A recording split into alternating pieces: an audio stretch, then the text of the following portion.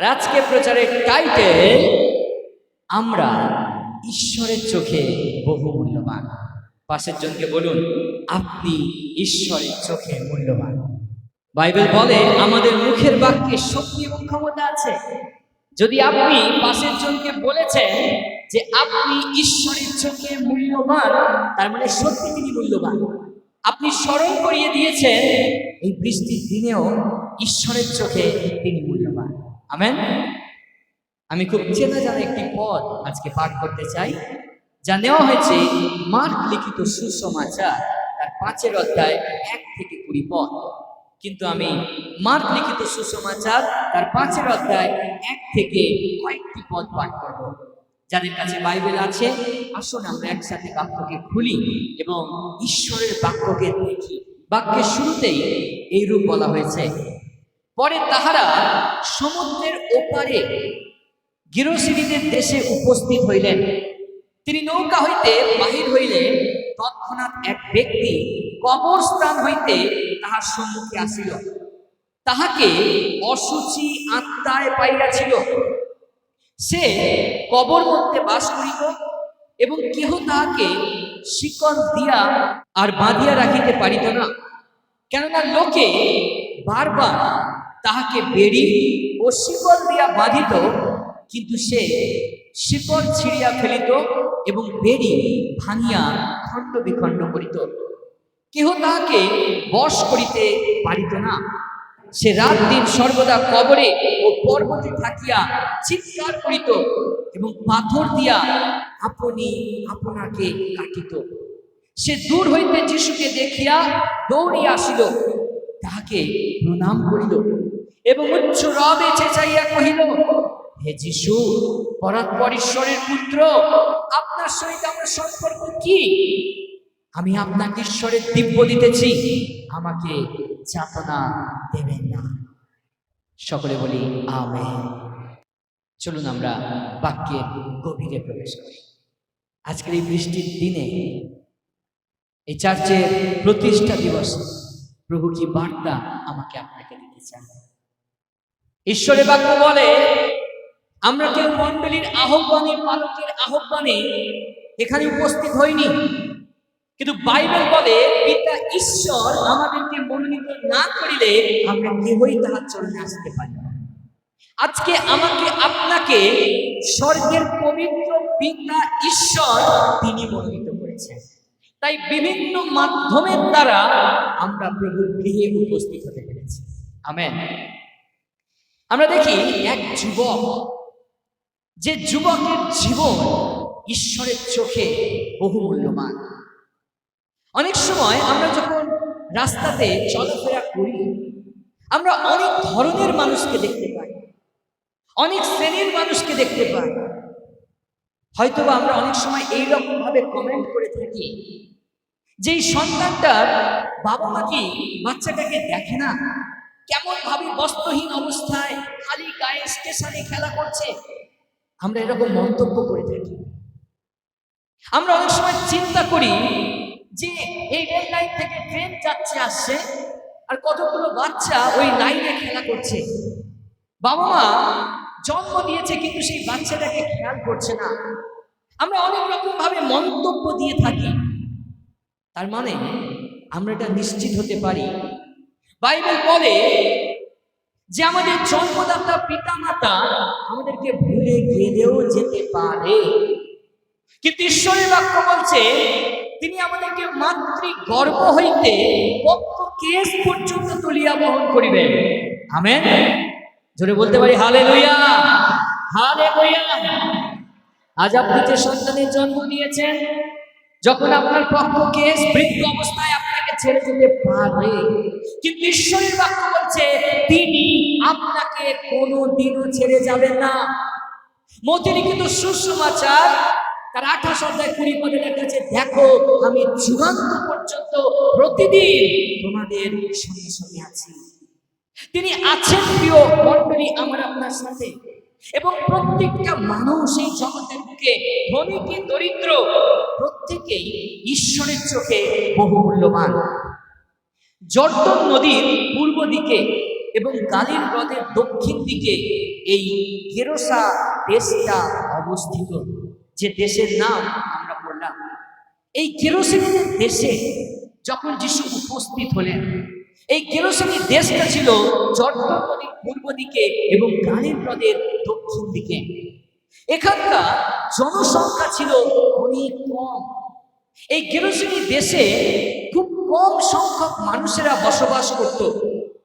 স্থাপত্য শিল্প এবং জীবন চর্চা ছিল অইহুদিদের মতো, অর্থাৎ সেই জায়গাটা ছিল শুনশান ফাঁকা একটি জায়গা।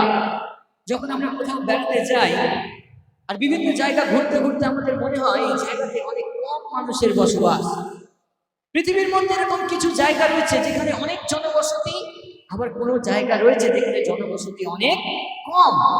এই গেরসেনী দেশটা ছিল এরকম একটি অঞ্চল বা জায়গা, যে জায়গাটা ছিল ফাঁকা শুনশান এবং সেখানে জনসংখ্যা ছিল অনেক কম।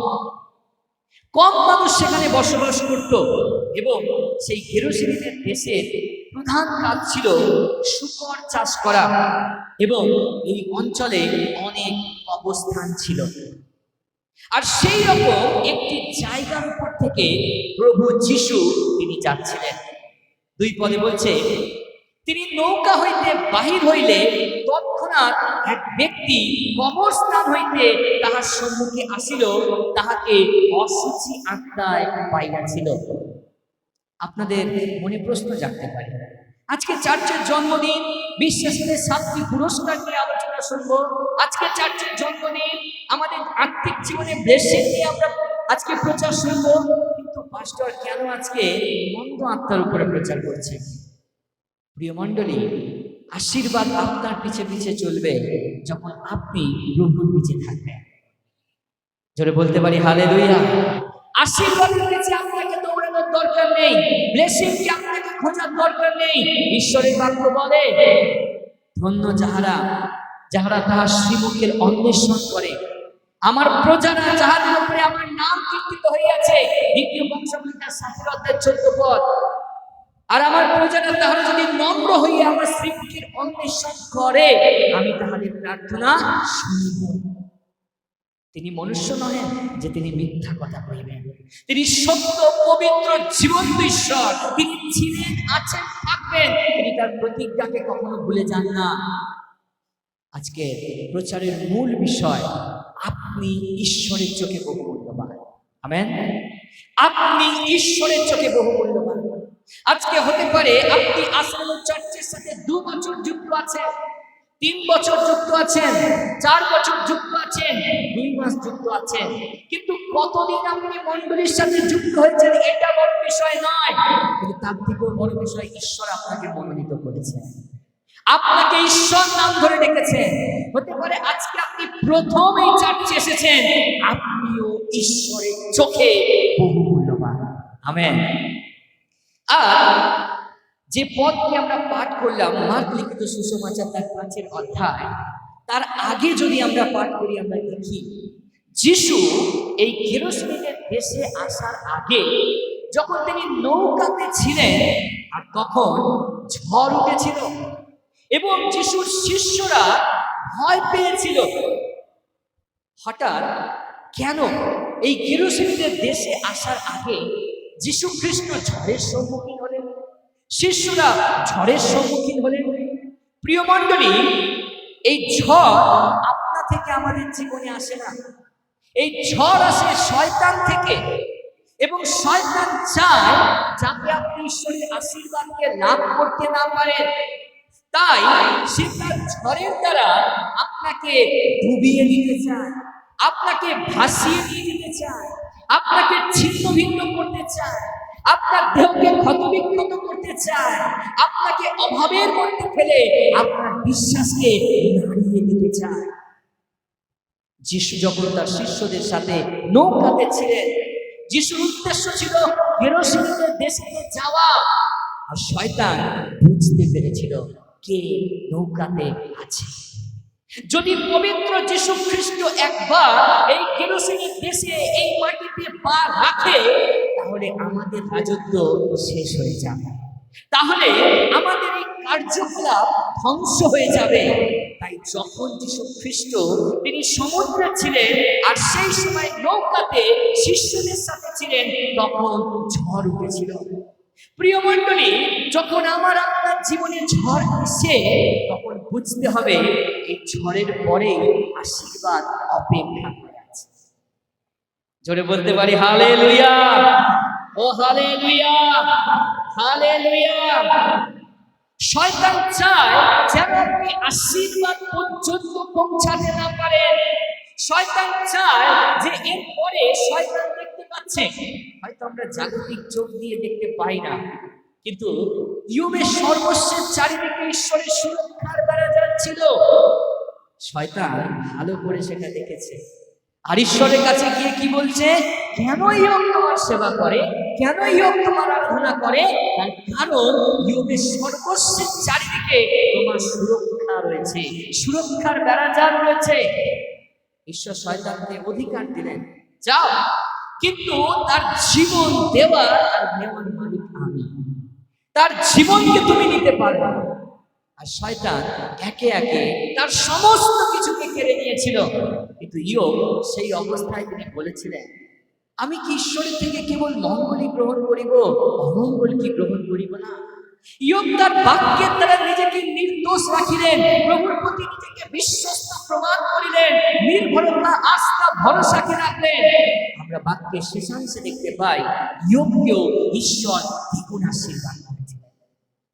আজ একইভাবে সেই ইয়োব দ্বিগুণ আশীর্বাদকে দেখতে পেত না যদি না তাড়নার মধ্য দিয়ে যেত। শাউল কখনো পৌলে রূপান্তরিত হতে পারত না যদি না শাউল খ্রিস্ট বিশ্বাসীকে তাড়না করত। যে মৃত তিনবার যিশুকে চিন্তা বলে অস্বীকার করেছে, সেই ভিতরের প্রচারে ৩,০০০ মনকে পরিবর্তন করতে পারত না। যখন করোনা চলছে, ভিতর তখন ওপরের কুঠরিতে প্রার্থনা করেছিল এবং পবিত্র আত্মায় পূর্ণ হয়েছিল। আজকে প্রিয় মণ্ডলী, আপনি ঈশ্বরের চোখে বহু মূল্যবান। হতে পারে আপনার সোসাইটিতে, হতে পারে আপনার রাজ্যে, আপনার মণ্ডলীতে, আপনার পরিবারে তাড়না ঘটছে, ঝড় উঠেছে, কিন্তু মনে রাখবেন বাইবেল বলে ঝড়ের পরে আশীর্বাদ আছে। পাশের জনকে বলুন, ঝড়ের পরে আশীর্বাদ আছে, ঝড়ের পরে আশীর্বাদ আছে। যিশু যখন নৌকাতে ছিল, শয়তান ঝড়ের মাধ্যমে শিষ্যদেরকে থমকে দিতে চেয়েছিল যেন তারা এই গেরুসেনীদের দেশে পৌঁছাতে না পারে, কারণ এবারে এলে শয়তানের কার্য ভেঙে যাবে। কিন্তু দেখুন সেই বাক্যাংশে যিশু খ্রিস্ট তিনি কিন্তু শান্তিতে ঘুমাচ্ছিলেন। কি আমরা বাক্যে দেখি না? যিশু খ্রিস্ট তিনি কিন্তু শান্তিতে ঘুমাচ্ছেন।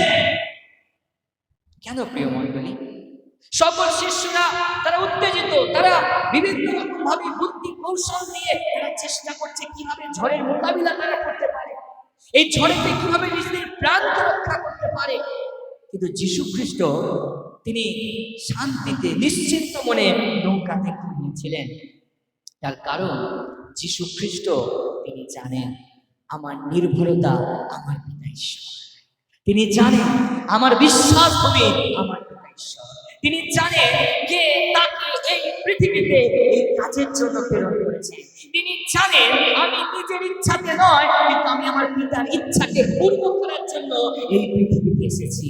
তাই ঝড় কেন, সাইক্লোন যদি আমার উপর থেকে বয়ে যায়, আমি নিশ্চিন্তে থাকবো, কারণ আমার জীবন আমার পিতা ঈশ্বরের হাতে আছে।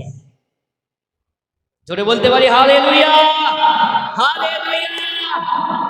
প্রিয় মণ্ডলী, আপনি বিশ্বাস করেন আপনার জীবন আপনার পবিত্র পিতা ঈশ্বরের হাতে আছে কি? আপনি এটা বিশ্বাস করেন এই তাড়নার মধ্যেও আপনার জীবন, এই ঝড়ের মধ্যেও, বৃষ্টির মধ্যেও, এই কষ্টের মধ্যে, অভাবের মধ্যে, লাঞ্ছনার মধ্যে, অভাবের মধ্যেও আপনি নিশ্চিন্তে থাকুন, শান্তিতে থাকুন। আপনার জীবন আপনার পবিত্র পিতা ঈশ্বরের হাতে আছে। তিনি কখনো নিদ্রা যান না, তিনি কখনো ঢুলিয়া পড়েন না, তিনি কখনো আপনার হাতকে ছেড়ে দেবেন না। প্রিয় মণ্ডলী, তিনি ঠিক আপনাকে টেনে তুলবেন। আমেন। শয়তান চেয়েছিল থমকে দিতে, কিন্তু পারেনি। প্রিয় মণ্ডলী, যখন হেরোদ রাজা পিতরকে বন্দী করেছিল, তিনিও কারাগারে ঈশ্বরের উপর নির্ভরতা রেখে শান্তিতে ঘুমাচ্ছিলেন। যাকবকে শিরচ্ছেদ করা হয়েছিল এবং পিতরকে বন্দী করা হয়েছিল। যদি কাউকে জেলে বন্দী করে, সে কি শান্তিতে ঘুমাতে পারবে? প্রিয় মণ্ডলী, আজকে সেই পিতরের জায়গায় যদি আমরা নিজেদেরকে রাখি এবং একবার কল্পনা করি, খ্রিস্টের নাম প্রচার করার জন্য, ঈশ্বরের বাক্যকে প্রচার করার জন্য, চার্চে আসার জন্য, সুসমাচার দেওয়ার জন্য ফেরার পথে যদি কেউ আপনাকে থানায় নিয়ে যায়, আপনি কি সেখানে গিয়ে শান্তিতে ঘুমাতে পারবেন? হয়তো প্রত্যেকের উত্তর হবে না। এটা স্বাভাবিক বিষয়। আপনি আপনার পরিবারের জন্য চিন্তা করবেন, মণ্ডলীর জন্য চিন্তা করবেন, আপনার সন্তানের জন্য চিন্তা করবেন, আপনার বন্ধুর জন্য চিন্তা করবেন, আপনার স্ত্রীর জন্য চিন্তা করবেন। কিন্তু পিতর শান্তিতেই ঘুমাচ্ছিলেন, কারণ পিতর জানে আমি পিতা ঈশ্বরের চোখে মূল্যবান। আমেন। ও জোরে করতালি দেই পিতা ঈশ্বরের জন্য। আপনি পিতা ঈশ্বরের চোখে বহু মূল্যবান। প্রিয় মণ্ডলী, হতে পারে আপনার পরিবারের কাছে আপনার সম্মান নেই, আপনার সমাজের কাছে আপনার সম্মান নেই, খ্রিস্টকে গ্রহণ করার জন্য আপনি অবহেলিত। কিন্তু জগতের মানুষ কতদিন সম্মান দেবে? 60 বছর, 70 বছর, 80 বছর, 100 বছর, বলযুক্ত হলে 80 বছর। কিন্তু প্রিয় মণ্ডলী, অনন্তকালীন সম্মান, বিজয় মুকুট অপেক্ষা করছে আপনার জন্য। যদি এই পৃথিবীতে আপনি শান্তিতে রয়েছেন, তাড়নার মধ্যে, কষ্টের মধ্যে যদি আপনি শান্তিতে রয়েছেন, আপনার জীবন আপনি পিতা ঈশ্বরের কাছে সমর্পণ করেছেন, আপনার জীবনে যাই সংকটময় পরিস্থিতি আসুক না কেন, আপনি ভুলে যাবেন না আপনি পিতা ঈশ্বরের চোখে মনি। ও হালেলুয়া, হালেলুয়া। আমরা অনেক সময় উদ্বিগ্ন হয়ে যাই, অনেক সময় চিন্তিত হয়ে যাই, হতাশ হয়ে যাই, আমরা সময় লং সার্ভিসে বোরিং ফিল করি। কিন্তু পবিত্র আত্মা অনেক সময় আমাদের ধৈর্য নিয়ে দেখে। আপনি কতক্ষণ অপেক্ষা করতে পারেন? ও খ্রিস্ট যিশু আপনাকে ভালোবেসে স্বর্গ ছেড়ে পৃথিবীতে এসেছে, আর আমরা সেই যিশুর বাক্য শুনতে বাড়ি ছেড়ে চার্চে এসেছি। প্রিয় মণ্ডলী, প্রভু দেখছেন আপনার সঙ্গে। স্বর্গের দূত পিতরের কুক্ষি দেশে হাত দিয়ে ডেকেছিল, কারণ পিতর ঘোর নিদ্রায় মগ্ন ছিলেন। আসলে শয়তান আমাদের জীবনেও কখনো কখনো বিশ্বাসকে খেলিয়ে দিতে চায়। ও এত বছর আমি চাচ্ছি আছি, কেন আমার জীবনে এটা ঘটলো না? কেন আমি এই সম্মান পেলাম না? কেন আমাকে উচ্চকিত করা হলো না? অনেক সময় শয়তান সে সরু ছিদ্র দিয়ে আমাদের জীবনে প্রবেশ করে এবং আমাদের আত্মিক জীবনটাকে তছনছ করে দিতে চায়। প্রিয় মণ্ডলী, মনে রাখবেন, আমার আপনার জীবনে একটি মাত্র স্থান, একটি মাত্র হৃদয়, আর সে হৃদয় আমরা সাধু সুন্দর সিং এর মতো কাকে দিয়েছি? যিশুকে দিয়েছি। সাধু সুন্দর সিং এর পিছে পিছে এক মহিলা তিনি যাচ্ছিলেন এবং সাধু সুন্দর সিং এটা বুঝতে পেরেছিলেন যে কেউ তাকে অনুসরণ করছে। আর যখন তিনি পশ্চাৎ দিকে তাকালেন আর দেখতে পেলেন যে এক মহিলা যে সাধু সুন্দর সিংকে ভালোবেসেছে, আর তখন বলছে আমার একটি মাত্র হৃদয়, আর সে হৃদয় আমি যিশুকে দিয়েছি, তাই তুমি আর আমার পশ্চাৎগামী হলো না। আজকে প্রিয় মণ্ডলী, আমরা যতজন বসে আছি, আমাদের একটি মাত্র হৃদয়, আর সেই হৃদয় আমরা পিতা ঈশ্বরের কাছে সমর্পণ করেছি। নিজেদের ইচ্ছাতে নয়, নিজেদের আবেগে নয়, কিন্তু আমরা পিতা ঈশ্বরের ইচ্ছাতে, পবিত্র আত্মার পরিচালনায় যেন দিন প্রতিদিন এগিয়ে যেতে পারি। হয়তো যে যুবকটিকে মন্দ আত্মা ধরেছিল, তার পিতামাতা অনেক গণিতশাস্ত্র তান্ত্রিক করেছে, অনেক জায়গায় দৌড়েছে, অনেক চিকিৎসকের কাছে নিয়ে গেছে। কারণ কোনো বাবা মাই চায় না তার সন্তান নিজের দেহে এভাবে আঁচড় কাটুক। কোনো পিতামাতাই চায় না যে তার সন্তান বাড়ি ছেড়ে কবরস্থানে গিয়ে থাকুক। কোনো পিতামাতা চায় না তার সন্তান এই সুন্দর রাজপ্রাসাদ ছেড়ে ওই কবরস্থানে বৃষ্টিতে, রোদে, জলে ভিজুক।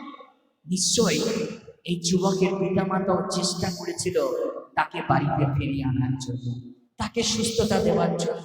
অনেক কুড়িনজার তান্ত্রিকের কাছে হয়তো নিয়ে গিয়েছিল, কিন্তু কোথাও গিয়ে তার সন্তানকে সুস্থ করতে পারেনি। তার পিতামাতা ভুলে গেছে যে পিতা ঈশ্বর ছাড়া কেউ আমার সন্তানকে আরোগ্যতা দিতে পারবে না। যখন তাদের সকল চেষ্টা ব্যর্থ হয়ে গেছে, তখন তার পরিবার হাল ছেড়ে দিয়েছে। আর সেই সন্তান কি করছে? অবস্থানে গিয়ে পাথর দিয়ে নিজের দেহকে ক্ষতবিক্ষত করছে। নিজের বশে নেই, পবিত্র আত্মার বশে নেই, কিন্তু মন্দ শক্তির পরিচালনায় জীবনযাপন করছে। দেখবেন ফেসবুকে, অনেক সময় ইউটিউবে দেখবেন অনেকে হাত কেটে স্ট্যাটাস, হাত কেটে স্ট্যাটাস, ভালোবাসার প্রতীক হাত কাটা। প্রিয় মণ্ডলী, আজকে আমি প্রত্যেকের জন্য বলতে চাই, পবিত্র আত্মা স্মরণ করাচ্ছি, যদি আপনি আপনার দেহকে ক্ষতবিক্ষত করছেন, তার মানে এরকম বাহিনীগণের আত্মা আপনার জীবনে কাজ করছে। এই দেহের উপরে আমার আপনার অধিকার নেই, কর্তৃত্ব নেই, কিন্তু একমাত্র পিতা ঈশ্বরের অধিকার আছে। বাইবেল বলে, তোমরা কি জানো না তোমাদের দেহ পবিত্র আত্মার, জোরে বলি, তোমাদের দেহ পবিত্র আত্মার মন্দির। আজকে আমার আপনার দেহ পবিত্র আত্মার মন্দির। এই দেহকে আমরা নেশাভান করে আমরা অশুচি করতে পারি না। আমরা এই দেহকে ওই জাগতিক ভালোবাসার জন্য ক্ষতবিক্ষত করতে পারি না। আমরা আমাদের দেহে উল্টা ট্যাটু এঁকে আমরা সেলিব্রিটিকে প্রেজেন্টেশন করতে পারি না। কারণ আমরা হৃদয়, ভদ্রচিত্ত হৃদয় দিয়ে খ্রিস্ট যিশুকেই উচ্চারিত করতে পারি। ও হালেলুয়া, হালেলুয়া। একটা প্রতীক চিহ্ন আমরা দেখতে পেলাম যে গেরুশলেমের দেশের কবরস্থানে এক যুবক, তিনি পাথর দিয়ে নিজের বক্ষ চিরছে, হাত পা কাটছে, তার পরিবার হাল ছেড়ে দিয়েছে, আর পারছে না। কিন্তু যখন যিশু খ্রিস্ট, তিনি কতখানি পবিত্র, যখন প্রভু যিশু খ্রিস্ট গেরুশলেমের দেশে সেই তীরে পা রাখলেন, সেই মন্দ আত্মা দূর থেকে দেখতে পেয়েছে, আর যিশুকে দেখে কি বলছে? ঈশ্বরের পুত্র, কেন সময়ের পূর্বে আসলে? কেন আমাদেরকে যাতনা স্থানে পাঠানোর জন্য আসলে? আজকে প্রিয় মণ্ডলী, প্রশ্ন আপনাদের কাছে, কেন যিশু গেরুশলেমের দেশে পৌঁছেছিল? কেন ঝড়কে উপেক্ষা করে, ঝড়কে থামিয়ে শিষ্যদেরকে নিয়ে ওই গেরুশলেমের দেশে অবস্থানের কাছে গিয়েছিল? তার কারণ মার্ক লিখিত সুসমাচার তার 1 অধ্যায় 35 পদে লেখা আছে, আর অতি প্রত্যুষে তিনি ঘুম থেকে উঠলেন এবং পিতা ঈশ্বরের কাছে প্রার্থনা করলেন। পিতা ঈশ্বর বলে দিয়েছে, আজকে তোমাকে গেরুশলেমের দেশে যেতে হবে। সেখানে একটি আত্মা কষ্ট পাচ্ছে, সেখানে এক যুবক যাতনার মধ্যে আছে, সেখানে এক যুবক কষ্টের মধ্যে আছে, সে তার দেহকে ক্ষতবিক্ষত করছে। ওই আত্মা আমার চোখে মূল্যবান। যিশু মানুষের কথাতে যায়, শিষ্যদের কথায় যায়নি। কি মনে হয় প্রিয় মণ্ডলী, যখন ঝড় উঠেছিল শিষ্যরা বলেছিল যিশুকে, আরো আরো মাঝের দিকে এগিয়ে চলো না, বরং তারা চেষ্টা করছিল কিভাবে তাড়াতাড়ি তীরে পৌঁছানো যায়, কিভাবে নিজেকে বাঁচানো যায়। কিন্তু যিশু ঘুম থেকে উঠে ঝড়কে থামালেন, কারণ যিশু জানেন আমার গন্তব্যস্থল ওই গেরুশলেমের দেশ। আজকে প্রিয় মণ্ডলী, আমি খুব সংক্ষেপে বলতে চাই, আমি আপনি হলাম ঈশ্বরের চোখে মূল্যবান। আমার আপনার জীবনে সেই মূল্যবান স্থান কি প্রিয় মণ্ডলী? আমার আপনার জীবনে সেই দুগ্ধমধু প্রবাহিত দেশ হলো সেই স্বর্গরাজ্য। আমাকে আপনাকে ঈশ্বর থেকে স্বর্গরাজ্যে নিয়ে যেতে চায়। আর এই জগতে যে আত্মা রয়েছে, শয়তান অনেক রকম মানুষকে ব্যবহার করে। আজকে সানডে, চার্চে যাওয়ার দরকার নেই, অনেক বন্ধুকে ব্যবহার করে। দুঃখ হয়েছে, কষ্ট হয়েছে, ও ব্লেড দিয়ে হাত পা কাটলে ব্যথা কমে যায়। ও দুঃখ লাগছে, ড্রিঙ্ক করলে ব্যথা যন্ত্রণা কমে যায়। তারা আপনাকে চার্চ থেকে, মণ্ডলী থেকে, বাক্য থেকে সরিয়ে নিয়ে যেতে চায়। তারাই হলো সেই আত্মা যাদের জন্য ঈশ্বর নরককে প্রস্তুত করেছেন। নরক আমার আপনার জন্য নয় প্রিয় মণ্ডলী। আমরা অনেক বিশ্বাসী বুঝতে ভুল করি, হয়তো নরক ঈশ্বর আমাদের জন্য বানিয়েছে। নরক ঈশ্বর তাদের জন্য বানিয়েছে যারা ঈশ্বরের বিরুদ্ধাচরণ করেছে, যারা ঈশ্বরের সৃষ্টিকে অগ্রাহ্য করেছে, যারা ঈশ্বরের বিপক্ষে গেছে, যারা ঈশ্বরকে গৌরব মহিমা দেয়নি, তাদের জন্য মারো। যারা ঈশ্বরের সাথে যুদ্ধকারী দূত তাদের জন্য মারো। তারা কেউ চায় না যে আমরা কেবল একা একা নরকে যাব। তাই ঈশ্বরের চোখের মণিগুলোকে টানতে থাকে ওই নরকের দিকে যাওয়ার জন্য। কিন্তু আজকে প্রচারের টাইটেল আমি আপনি ঈশ্বরের চোখে মূল্যবান। আমেন। আমাদের জীবন ঈশ্বরের চোখে মূল্যবান। তার পিতামাতা হাল ছেড়ে দিয়েছিল, সে কবরস্থানে হাত পা কাটত, কিন্তু হাল কে ছেড়ে দেয়নি? জোরে বলি, স্বর্গে পিতা ঈশ্বর। অনেক সময় আমাদের জীবনেও আমরাও হাল ছেড়ে দেই। হয়তো লড়াই করতে করতে ভাবি আর আমি উঠতে পারবো না, আমি যে পড়ে গেছি আমি আর উঠতে পারবো না, হয়তো আর সম্ভব নয়, মৃত্যু আমার জন্য অপেক্ষা করছে, কঠিন রোগে আক্রান্ত, আমার দ্বারা হবে না। শয়তানের কাজ আপনাকে নিরাশ হতাশ করে দেওয়া, শয়তানের কাজ আপনার দেহকে ক্ষতবিক্ষত করা, শয়তানের কাজ ঈশ্বরের মন্দিরকে নষ্ট করা, ঈশ্বরের কাজ দিন প্রতিদিন তার পবিত্র বাক্যে আপনাকে কেবল স্বর্গের দিকে এগিয়ে নিয়ে যাওয়া। তাই বাক্য বলে, যখন এই শেষ সময় পবিত্র আত্মা না থাকলে প্রিয় মণ্ডলী, আমরা কেউ স্বর্গের দিকে এগিয়ে যেতে পারবো না। তাই আমার আপনার জীবনে সব থেকে গুরুত্বপূর্ণ এই শেষ সময় পবিত্র আত্মা। পৌল যখন শাউল ছিলেন তখন অনেক খ্রিস্ট বিশ্বাসীকে তাড়না করতেন, বধ করতেন, হত্যা করতেন। কিন্তু দম্বেশকের রাস্তায় যখন যিশু দর্শন দিয়েছিল, শাউলকে কি বলেছিল? শাউল শাউল, তুমি যাকে তাড়না করছো সেই খ্রিস্ট আমি। তার মানে কেউ যদি আপনাকে কষ্ট দেয়, সে খ্রিস্ট যিশুকেই কষ্ট দেয়। অর্থাৎ বাক্য প্রমাণিত, আমি আপনি হলাম ঈশ্বরের চোখে মণি। ফিরে আসে প্রিয় মণ্ডলী প্রচারের টাইটে, আমার আপনার জীবন ঈশ্বরের চোখে মূল্যবান। তাই হতাশা নিরাশাকে ছেড়ে ফেলুন। কি পেলাম কি পেলাম না ভুলে যান, শুধু এটাই মনে রাখুন, আজকের 4th বছর পূর্ণ হয়েছে আশ্রয় চার্চে, আর প্রভু বলেছেন তার পবিত্র বাক্য দ্বারা এবং তার পবিত্র সন্তানের দ্বারা যে আপনি ঈশ্বরের চোখে মূল্যবান। আমেন। জগতের ফুল শুকিয়ে যাবে প্রিয় বন্ধু, অ্যাওয়ার্ডগুলো ধুলো পড়ে যাবে, নষ্ট হয়ে যাবে, জগ ধরে যাবে, কিন্তু অক্ষয়ণীয় মুকুট অপেক্ষা করে আছে স্বর্গরাজ্যে। তাই আমাদের গন্তব্যস্থল ভয়নীয় পুরস্কারের জন্য নয়, কিন্তু অক্ষয় মুকুটের জন্য। আমেন। আর সেই অক্ষয় মুকুট আপনি পাবেন প্রিয় মণ্ডলী, তার কারণ যোহন তার 1:12 দেখাচ্ছে, আর যত জন বিশ্বাসে তাকে গ্রহণ করিল তিনি প্রত্যেককে তার সন্তান হইবার অধিকার দিলেন। We are the son of god, আমরা ঈশ্বরের সন্তান।